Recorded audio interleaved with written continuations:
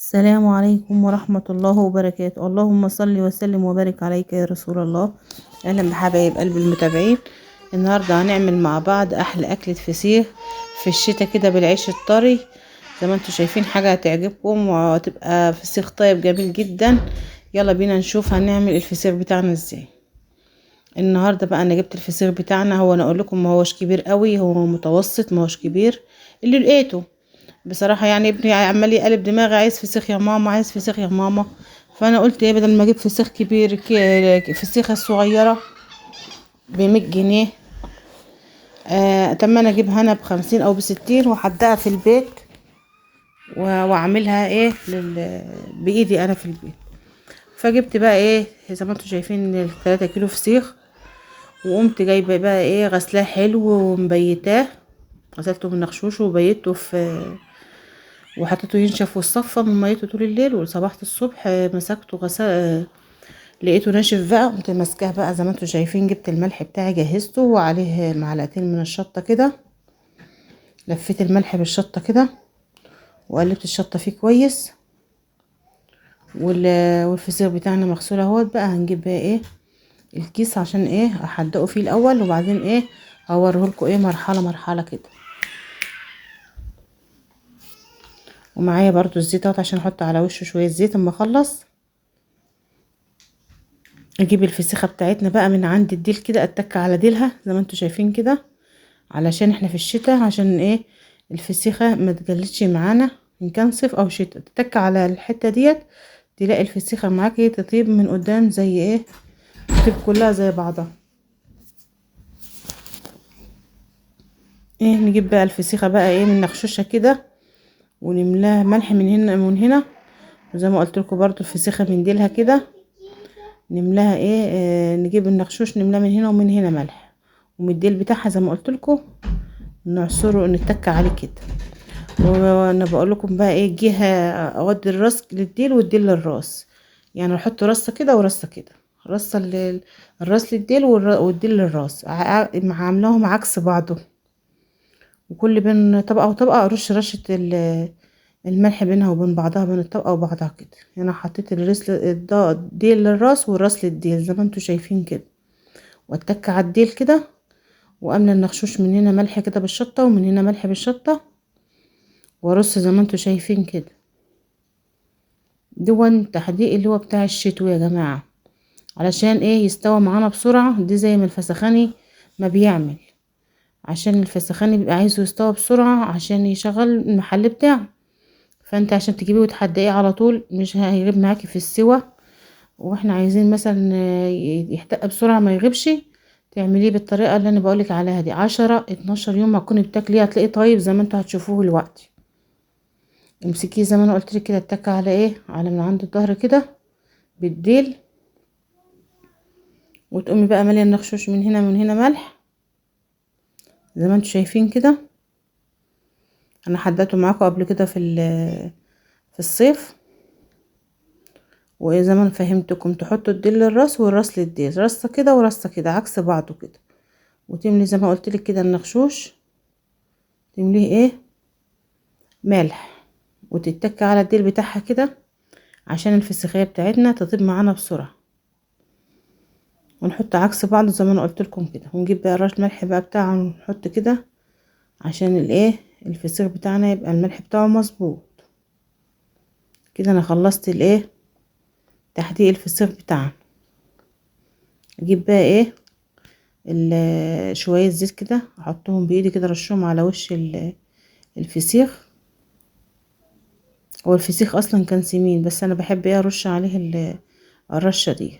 احنا في الشتاء بيبقى اكتر البوري بتاعنا بيبقى مبطرخ.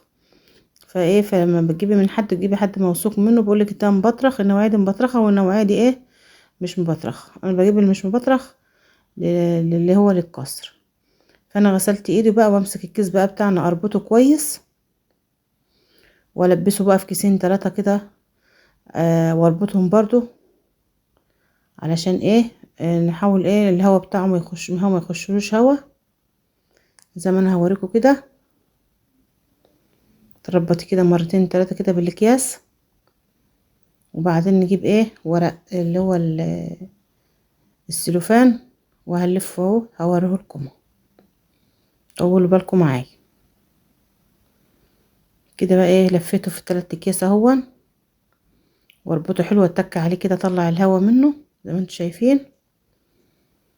واقوم جايباه بقى ايه مربطاه حلو كده، واقوم جايه بقى ايه جايبه ورق السلوفان لفاه حلو فيه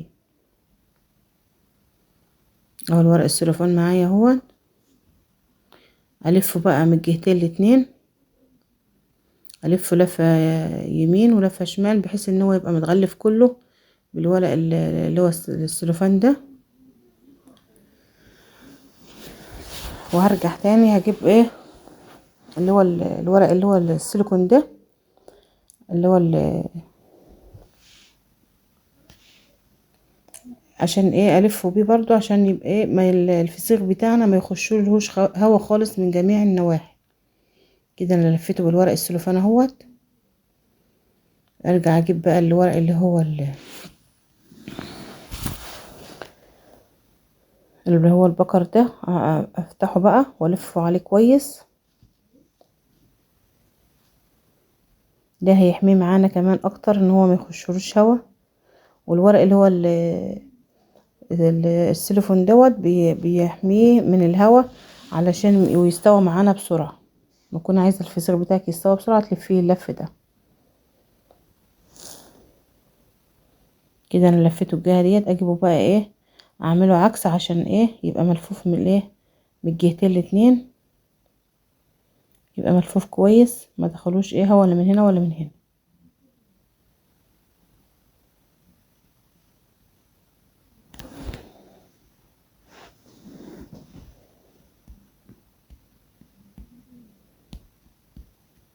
زي ما انتوا شايفين كده بقى الفه كويس برضو اللفة من الجهة ديت عشان ابقى مطمنية عليه ان هو ايه ملفوف لف كويس.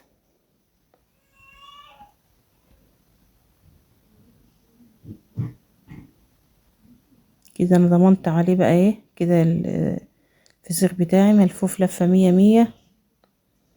هتفضل ميته عليه وتفضل ملفوف كويس مفهوش هوا يخشه. واحطه في بقى انا عندي جردل من اللي هو طاول كده كان بتاع دهان غسلاه حلو ومنضفاه وايه، وامسكه بقى ايه اضغط عليه جامد لما اقفله ما يدخلوش هوا واعينه بقى، واسيبه بقى 10 ايام 12 يوم على حسب ما انتي عايزه تاكليه.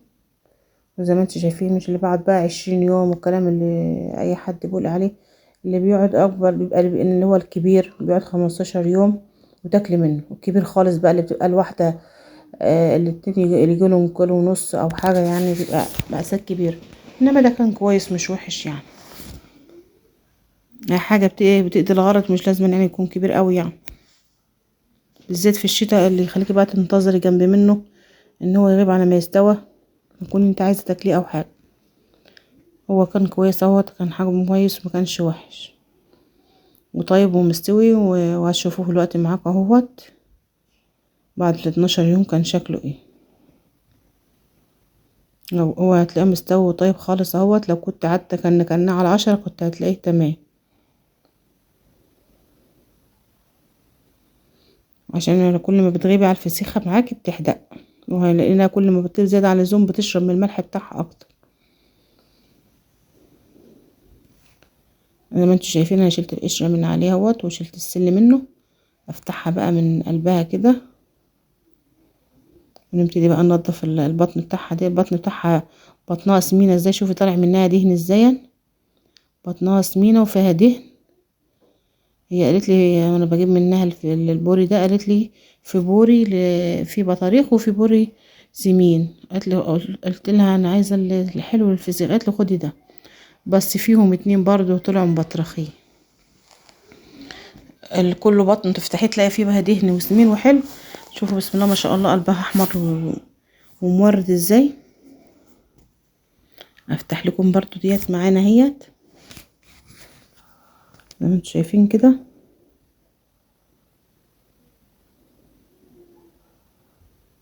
نبتدي بقى ايه، شوفوا القشره طالعه بسهوله ازاي. هتعرفك ان هو مستوي زياده كمان يعني، لو كانت فتح عليه قبلها كان هيبقى هتلاقي هتاكليه برضو كان هيبقى مستوي، انما دي طيب يعني واخد حقه زيادة كمان اهو.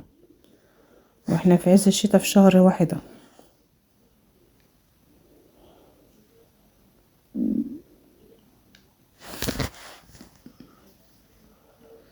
شفتوا بقى ادي واحدة مبطرخة، انا لقيت فيهم 2 مبطرخين. يعني هو احنا في الشتاء بيبقى فيه سمك كله مبطرخ، فناس في ناس ما بتقولكيش ان السمك مبطرخ. يعني هي قالت لي في مبطرخ، النوعية دي مبطرخة والنوعية دي مش مبطرخة، فانا جبت اللي هي مش مبطرخة، بس لقيت برضو فيهم 2 مبطرخين. امسكي بقى البطن كده نضفها كده زواج كويس زي ما انتوا شايفين، ونطلع العضمايه. شوفوا الفسيخ بسم الله ما شاء الله لونه جميل جدا وطري وطيب ومستوي على ابوه اهوت، مفيش حاجه بعد كده، طيب جدا اهو. وزي ما انتوا شايفين بقى العيش القمح اللي انا عملته معاكم في الفيديو اللي قبل كده، العيش القمح اهوت كنت عاملاه يوم الفسيخ.